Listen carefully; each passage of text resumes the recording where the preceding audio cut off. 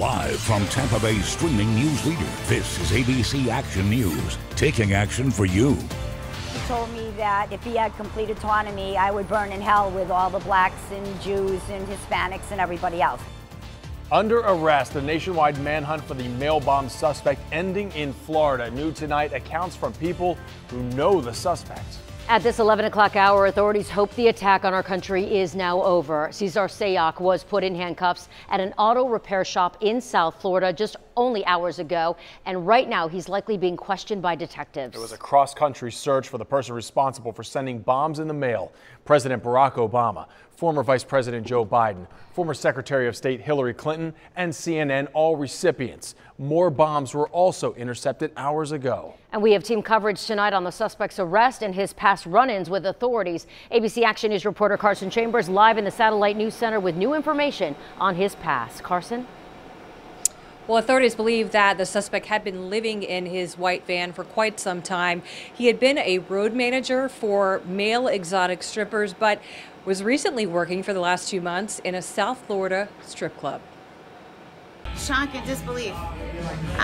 Until I heard his name, I still didn't want to believe that it was his van. Mail bombing suspect 56-year-old Cesar Sayoc was DJing at West Palm Beach's Ultra Gentlemen's Club just hours before he was nabbed by the FBI in South Florida. And I heard there was political stickers. I never noticed those. He always parked in the back, and I thought it looked like an ice cream truck. The Justice Department revealing a latent fingerprint on a pipe bomb package led them to the Aventura man, an amateur bodybuilder waiting in line at this AutoZone store.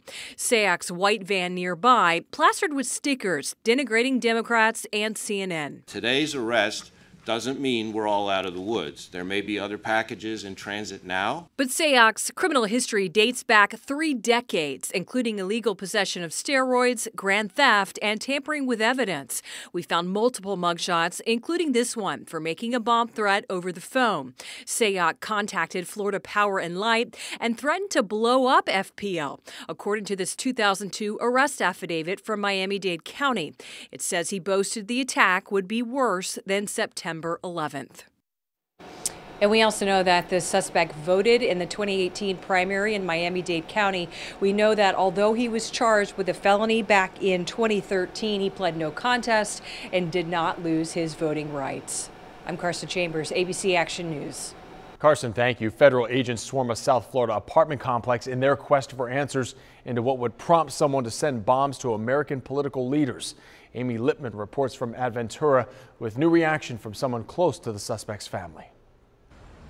The Aventura police chief has deemed the apartment here in Biscayne Cove safe after a search and investigation this afternoon. And even though Sayoc lists the apartment here as his primary residence, his family's lawyer says he hasn't been here in 3 years and he has shown signs of mental illness.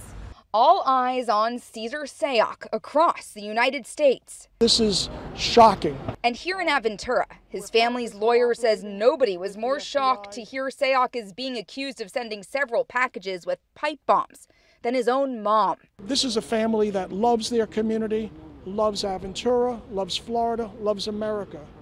His mother happens to be a Democrat.